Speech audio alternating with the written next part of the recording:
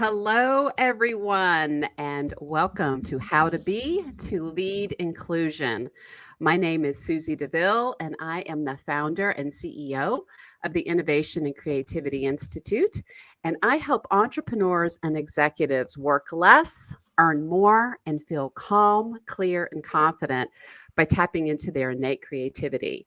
And I'm also the author of BUOYANT, the Entrepreneur's Guide to Becoming Wildly Successful, Creative, and Free. And I have written for entrepreneurs and creators who are painfully stuck and riddled with self doubt, who believe that the answer is more work, more productivity, and more discipline.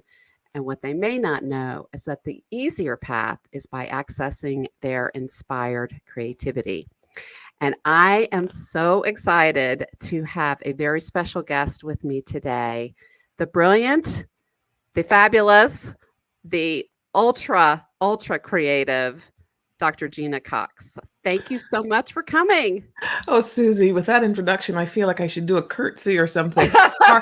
And I am probably your ideal reader because, I don't usually think of the word creative when I think of myself.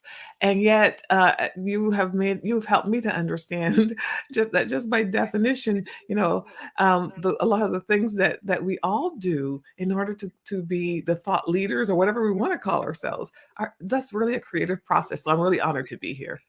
Oh, thank you. Well, I can tell that by the way that you move in the world, as well as the way you write and the way that you lead, you most definitely are a very creative person. And we're going to talk about the intersection of creativity and leadership in just a bit. Yeah. But first, I want to formally introduce you to everyone and read some of your background and bio. Dr. Gena Cox is a corporate advisor and executive coach, known as a straight shooter who also brings warmth and generosity of spirit to her partnerships. She guides CEOs, leaders, and boards as they respond to evolving stakeholder expectations and transformation driven by societal change and organic and M&A growth. Her book, Leading Inclusion, catalyzes executive leaders to drive inclusion from the top of their organizations. And so, once again, Gena, I'm so glad that you're here. And I have a burning question that has been on my mind probably since we booked this conversation. And that is, I'd like for you to tell me what the most surprising character trait a leader must possess to create equitable workplaces. The most surprising, I'm not sure if it's surprising, but it's curiosity. Mhm. I think curiosity is the most important thing. Um, I think of all of this work as it has a systemic, a strategic perspective on it. But in the end, it comes down to the one-to-one interactions with humans. And you don't have what I call ease in those interactions if you're not curious about the world and about that person and those people, whoever they are. So curiosity is the most important thing. It doesn't occur or show up a lot on the short list when this gets discussed, but it is the most important thing. And I know that people who are curious develop connection, and then those two things drive the comfort and ease that everybody wants. Yes. Well, I was reading a couple of days ago something that just leapt off the screen to me. And it's a quote from a songwriter and artist by the name of Nick Cave. And he said that a good faith conversation begins with curiosity. And I think that Mhm. in our sort of seemingly often entrenched world, this path of going straight to curiosity first lowers the energetic stance in the conversation and in the room. And so people then feel seen and heard and respected and honored. And that opens up a whole new channel for conversation. And Mhm. I'd love to hear your thoughts about when you're working with leaders, how you help them sort of embrace this new stance if it's not a part of how they already move in the world.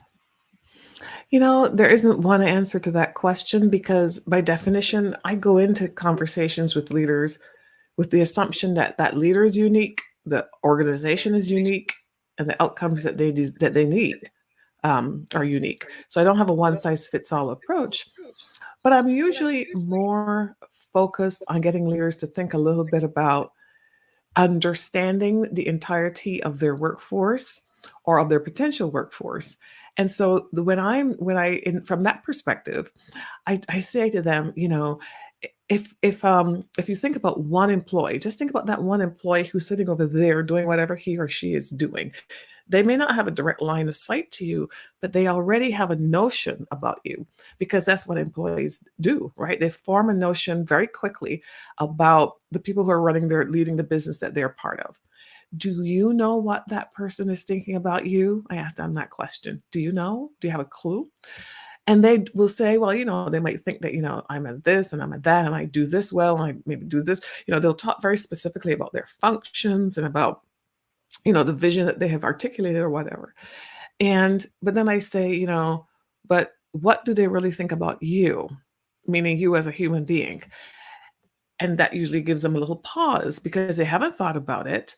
And often they have an idea about what they're presenting to the world and to that employee that I'm talking about. They think about that in a very general way. But I encourage them to think about this idea, which is that regardless of whether you call yourself a supervisor, a manager, or a leader, depending on where you are in the organization, you might call yourself something different. Every employee is looking at you as if you have a dartboard, a target in the middle of your forehead, because that's what employees do. And the higher you go in the organization, the bigger the target gets. It almost takes up your whole body. They're looking at everything you're doing. They assess you by everything you do and don't do. So I say, if you think about it from that perspective, okay, think about it again. Now, what do you think they're thinking? And often what they would say is, number one, they might say is, well, they might not feel like they know me, right? Mm. Um, and if they don't think they know me, well, why would you think that that person thinks that you know them? So Mm. my bottom line is I try to personalize the conversation, the questions to thinking about an employee, about what employees do when they think about leaders. And then if that's what employees do or how employees process leaders, what can leaders do to sort of bridge that gap in all kinds of ways? And in so doing, I think it makes it very obvious that you've got to be connected. You've got to find ways to connect, not just at the strategic level, but at the personal. And who have you seen in your work who exemplifies this bridge building in incredibly powerful ways? Oh, there have been many leaders that I have seen that have done this. I'll probably mention a leader that who I actually did not know personally, do not know personally, but had the opportunity to work within the organization and observe behaviors that were like perfect. Like if I could take that checklist of behaviors and share it with every other leader, I'd say be like this person. And that person is the executive, I think his title now is executive chairman of MasterCard, but he was the CEO of MasterCard for a very long time, AJ Banga. And what appeared to be the most important thing for him, and again, I'm just inferring this, what appeared to be the most important thing for him was not just the success, the financial success of the company, which, by the way, was a whopping success under his leadership and still is, was this whole thing about putting the human at the center of the enterprise. Somehow he was able to show people that he really cared about their individual experiences. And so he did that not just in the things that he said, but he also did that in the choices he made about things like employee benefits or how he would communicate in a crisis. For example, I do remember distinctly that this was one of the companies that one of the things that he did at the start of the pandemic was he told employees early on, like let's say April of 2020, when people were just trying to figure out what is a pandemic, I remember him saying to employees of this company, um, you might be going home to work from home for the first time. There's a lot of disruption here. I do not want you to worry about any of that. We, the leaders, we're going to take care of this, and we're going to take care of you. All I want you to do is just do whatever you need to do in order to be supported and helpful and healthy and productive, knowing that we have your backs. I don't remember if he said these words, but the organization generally sort of communicated the idea that we don't plan to have to cut jobs or anything. That's not what we're planning for. What we're planning for is continued success and thriving. And we're going to do everything in our part of it. So don't worry about it. In other words, he intentionally communicated to employees in that company at a critical point in time when nobody actually knew anything. It was like, I don't know anything, but I'm not wavering from keeping you at the center. I just remember that almost like some of the words that were said that he said, because when you work in an organization like that, even if you don't get everything you want, because you never can get everything, you have this sort of, so let me just do what I Exactly. have to, you know what I mean? You're not looking over your shoulder. So that's an example of a person who comes to mind. And there are others. When I worked at IBM, I do remember, I mean, that's a company with a long and storied history of global influence in these matters of leadership and matters of inclusion. And, it was evident that they understood that not everybody has the same, everybody is a human, not everybody has identical experiences. And they were one of the very first companies I had ever been aware of that were really focused on skills when they were trying to figure out who would get opportunities. For example, when they wanted to enhance um, uh, diversity in their technology arena, they weren't just they were thinking about women, they were thinking about people from different ethnicities, they were thinking about a variety of groups of people. But what they recognized was that they needed certain skills in order for the business to grow for the future. They needed to do this for the business, right? But how would we do that? Do we just keep saying, well, you had to have gone to a certain school and you had to have this degree and you have to have years ago, they decided we can help to grow that talent. It will benefit us, but it would also benefit the larger community. And so when they were thinking about this, they recognized that we can't just keep doing things the way we've always done them and assume we'll get a different outcome. We might have to do things a little bit differently, still to benefit us, but then all ships rise as a result of doing that. So they created this program called P-TECH, which they then shared with the world. And it's a model. P-TECH is a model where a person can be in high school and then they can be in, maybe let's call it a 2-year college as a starting point if that's where they are, but they can graduate from high school and go directly into working in a job right next to engineers who've been doing it forever. So they're learning on the job and then they're still in school somewhere. And then in X number of years, they graduate with all of these skills and they are in a position they would never otherwise be. So, Susie, I mentioned that long story and those two specific examples to make the point that it's really about a mindset of thinking about what is it that you're solving for your situation, and then doing the things that you might not have done in addition to the things that you do already do well. So, when you are brought into an organization and you begin those initial conversations with leaders, what are some of the things that they bring up to you as some of their biggest challenges? Mhm. Well, before I talk about challenges, I want to talk about fears. Yeah. Because frankly, my book, I say my book is not a how-to book because you can probably get many other how-to books that talk about programs and processes and steps. First of all, I don't think that's what executives want. That's not what they need. They need a bigger strategic perspective, which is what I tried to do. But the other thing about it is that what really hinders leaders sometimes, and then we'll talk about challenges, what really hinders them sometimes is not financial, it's not operational, it's really a fear of stepping into a landmine as they do this work. So they have a concern about not doing well. So maybe it's better to do nothing or only a little bit Mm. so that the risk is not amplified. that is actually the elephant in the room that I Mhm. walk into all the time. So before we talk about specific challenges, or as we talk about specific challenges, which is what they will lead with, I'm listening for the elephant. I'm listening for the emotional barrier. But the challenges that they will cite are, they'll talk, most leaders will talk most about what I call diversity, which is representation. Mhm. We want to hire more or promote more people of a certain group that we feel is underrepresented. So diversity comes up all the time. And that's great. I say, sure, if that's your challenge, you should do that. Go ahead and let's work on how helping you do that. But what I try to get leaders to really focus on is that inclusion tops diversity. And by that I mean that what we have observed, especially in the last couple of years, is that it's wonderful that you focus on the diversity issue, if that matters in your company. Unfortunately, the two solutions that are most often offered for that problem is implicit bias training and hiring more people from underrepresented groups. Those are the two standard solutions. Nothing wrong with those two standard solutions, except implicit bias training really only gets to the outside of the issue. And first of all, it is primarily an interpersonal intervention. It's primarily assuming that I need to help you interact better with that person over there or this other person over there. That's fine. It might be helpful.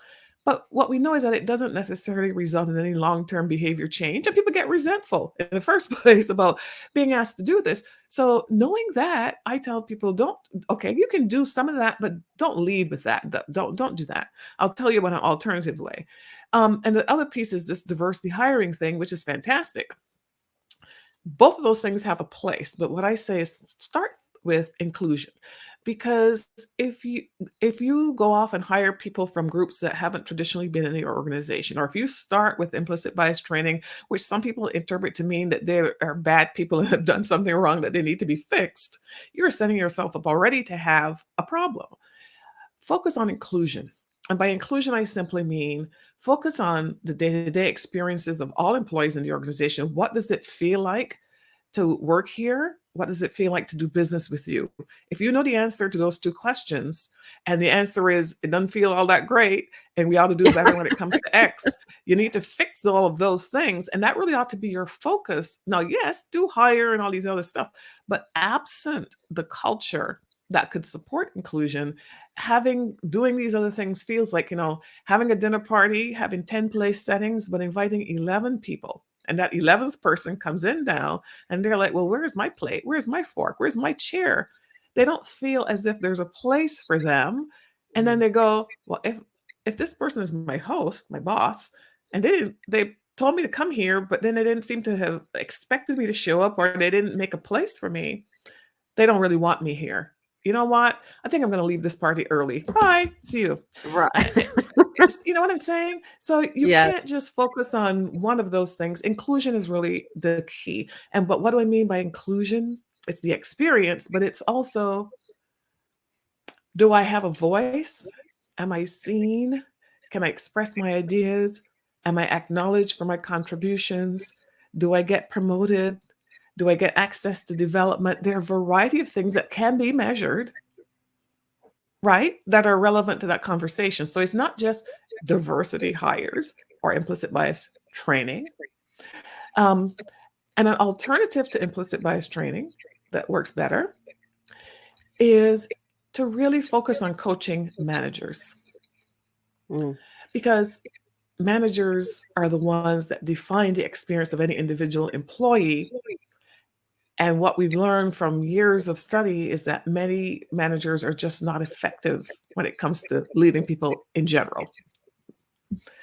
Yeah. Well, I'm really interested to talk a little bit about what sort of lies beneath fear and this horrible feeling of being under the knives of judgment that these leaders may have, and this lack of self trust. And it's all, in my opinion, connected to this lack of connection to your own authentic self.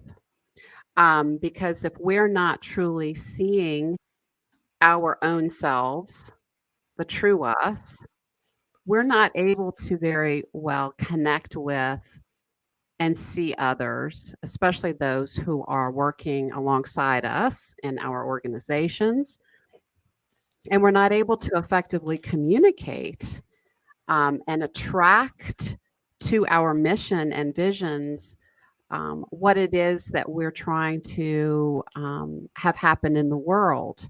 And we have, as you said, we have set this table that not only doesn't have the proper sort of place settings and the invitation and the experience of feeling included in this experience, but we're not reaching out beyond sort of rote ways because we ourselves are not truly rooted in our own humanity.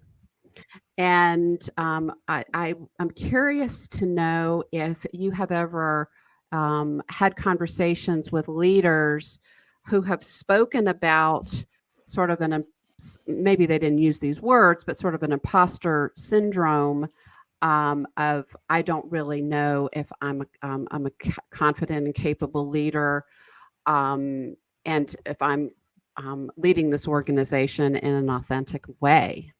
hmm Yeah, absolutely. And I really appreciate that you have that you're talking about this from a leadership perspective in that way, because frankly, I think diversity and inclusion is BS, like as a thing. I don't think there is any such thing. I think that the issue here, which is why my book is called Leading Inclusion, is really about leadership. It's all that matters in the conversation.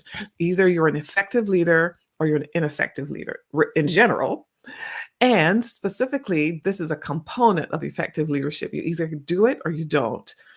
And if you do it, it makes you more effective. And if you don't do it, you're missing opportunities to be effective.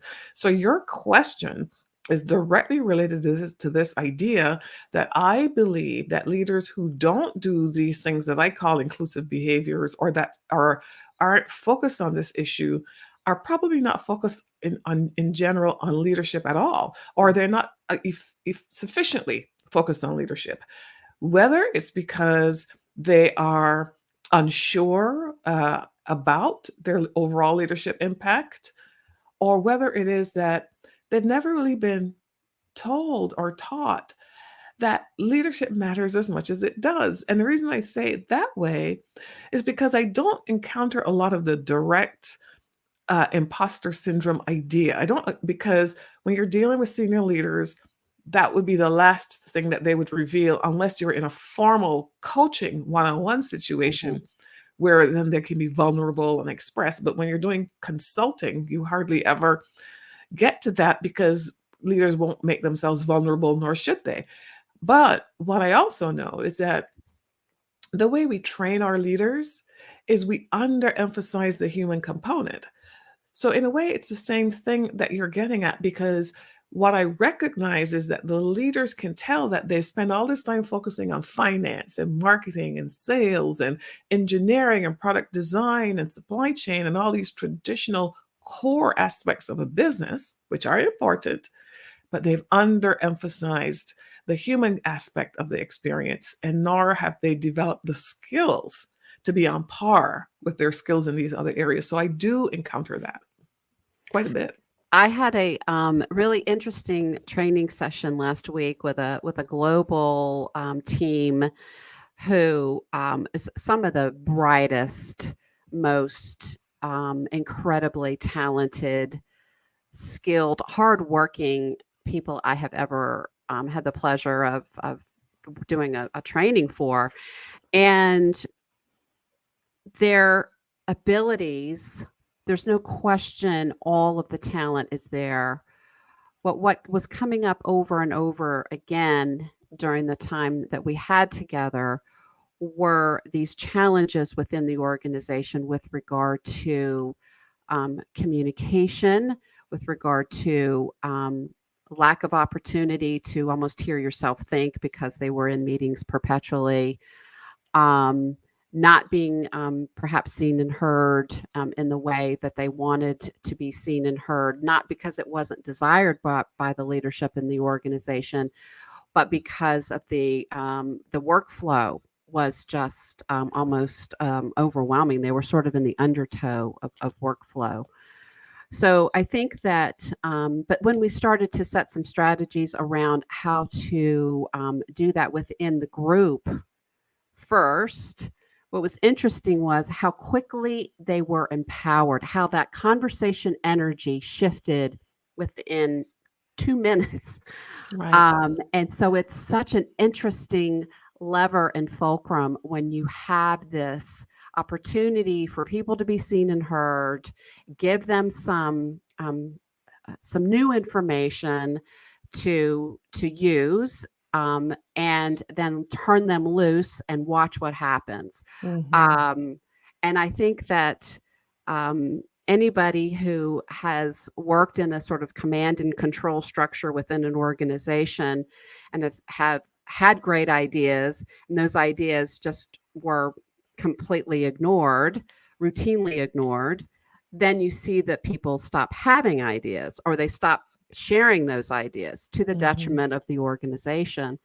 And so, what's so fascinating and exciting to me about the work that you're doing is that you're changing this conversation entirely, and that you're, in addition to bringing inclusion into the workforce and really taking that fear and that sense of, oh my gosh, I'm going to do something wrong, take that so much out of the picture for leaders. But this ignites creativity and autonomy in such a powerful way. And I would love to know if you have some stories around how you've seen this work shift, how organizations problem solve and create new products or services. Yeah, so in many ways, the work that I do is taking people to a new starting point because they haven't really been thinking about these things before. And it's really a mindset shift for key leaders so that they can then think about, well, what do I need to do differently so that I can guide the whole organization to have this mindset shift. And it's a mindset shift that is intended, as you say, to create behavior change, change in the way that people approach one another when they have a problem, change in the way, in terms of, in fact, increasing interactions, changes that say that that human experience matters as much as everything else that we do. And if we're able to accomplish this kind of transformation in the way we interact with one another, we get more ideas, we get more done, people are more engaged. And guess what? Managers' jobs are a little bit easier because instead of always the pull and the push, the pull and the push, it feels more like a partnership when you can kind of just be, have some ease in your interactions. So I have had the opportunity to start working with organizations to think about how they could do that differently. And I always start by thinking about, well, what does it feel like to work here now? What are the standard operating procedures about how we do things? You know how you can walk into a grocery store or to a drugstore and you can know instantly, well, what kind of experience you're going to have. You know it very quickly. Do the people who are working in the store make eye contact with you and look like they're looking for ways to help you? Or are they turning away? Do you have to stand there and wait till somebody finally acknowledges you? When you pay the person, do they even make eye contact? All of those little things. And my point I'm making here is that what I have been able to do with organizations is to get them to start thinking about what are the behavioral expectations that they will set for all managers. And that doesn't have to be cumbersome at all, but it does have to be something such as, in this organization, this is what we stand for. This is how we treat people, every human being that shows up. And this is how we hold leaders accountable or managers accountable if you do those things, smooth sailing. It's if you don't do those things And if your behavior is contradictory to our expectations, you're going to be held accountable. So I help leaders, organizations to figure out how to hold managers accountable for doing the right things, and how not to be afraid to make the tough decisions, because we know that often what stands in the way of an individual's experience is that they might have a manager who really ought not to be managing people in the first place, for example. So those are some of the kinds of behavioral interventions. And then on the data side, what I really focus on is helping leaders to use the existing data that in an organization to figure out where the gaps are. Are they opportunity gaps? Are there promotion gaps? Are they development gaps? Are there things that are being allocated disproportionately that you could address? And that gets, that's not something executives are involved in, but it's something that they can then delegate to other people to get that done, and then they can measure the progress and so on. So those are the kinds of things with which I help organizations all the time, but it really starts with that leadership mindset. Well, how has your own mindset shifted, if it has, since you began your author journey and went through this crucible of being a writer of a book and now a marketer of a book, and all along that continuum? What has shifted in your own thinking and how you move in the world? Yeah, because I focus on leaders and leadership, I've actually known a lot of the things that I wrote in the book for a very long time.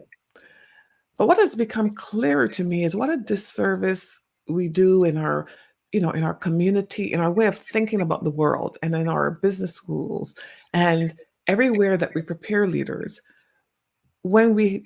if we don't change this perspective we have that all that matters are business outcomes, like financial outcomes.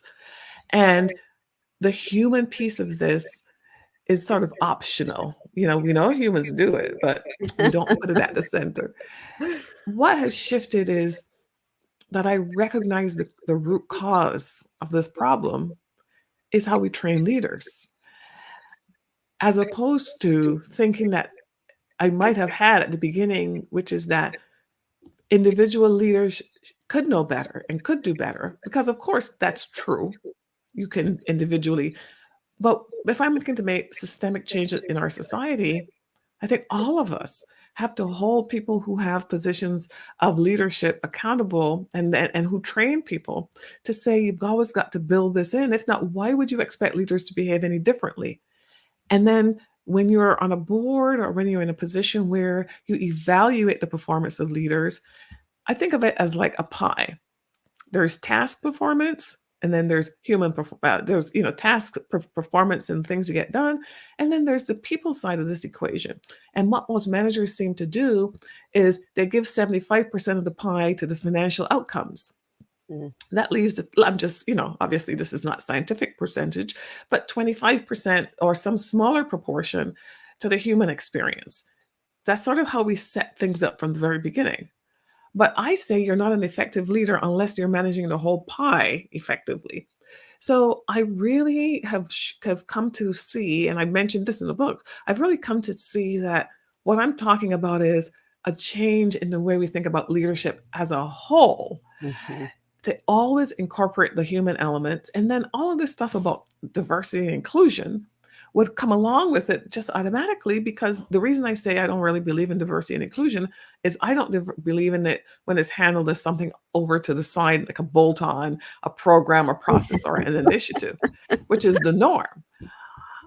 I think of it as either you're effective at leading 100% of your employees, or you're only effective at leading a portion, a proportion, a fraction. And if you're only effective at leading a fraction because you don't understand that other fraction, then you're not completely effective. So you have this opportunity. So, I can talk about this forever, but my thinking has changed in terms of the root cause. I'm real clear that we ought to be training leaders differently.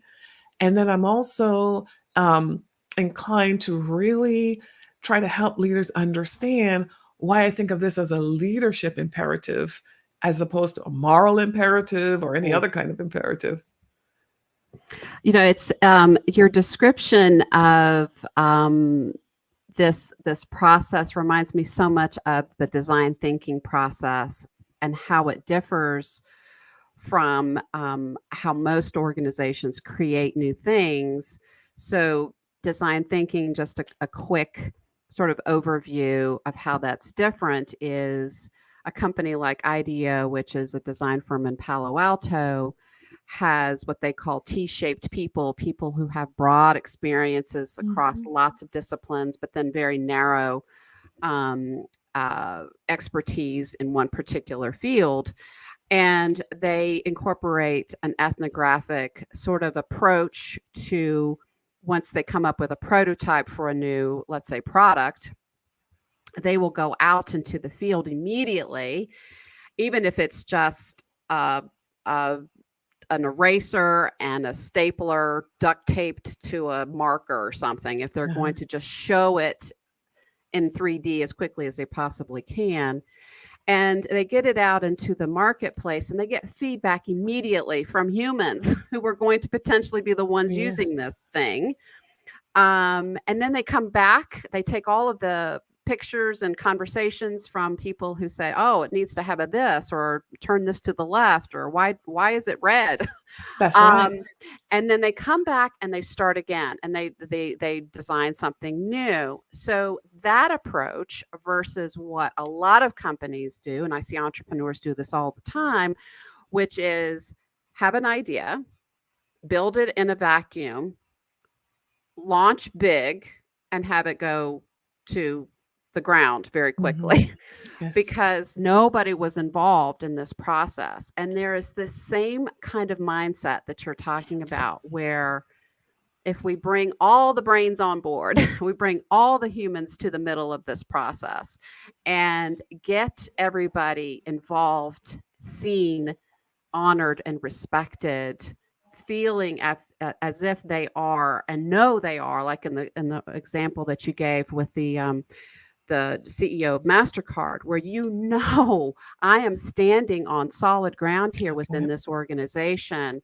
and they have my needs and my well-being at the center of their thinking, of their values, of their every leadership decision.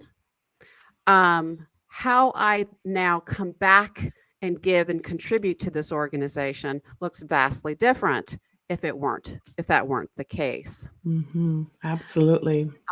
So I just love I love everything about the work that you do, and how you're bringing a clarion call to the world, in especially at a time when we need it. I know it has been important throughout history, but it just feels as if the tipping point is very much upon us.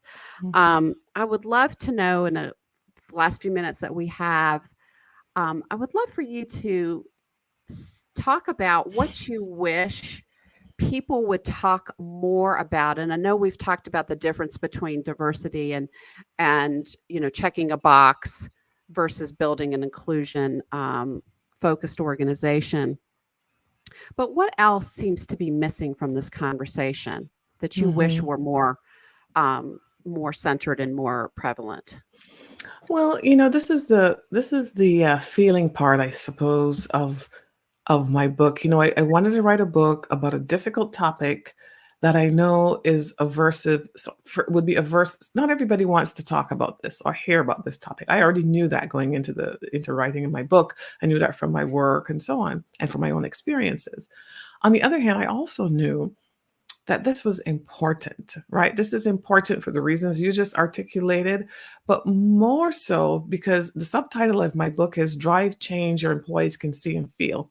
It's important because they are employees that are already in your company, whoever you are, wherever you are, that have been dealing with a variety of issues for years, even maybe decades, that you probably don't know that is happening.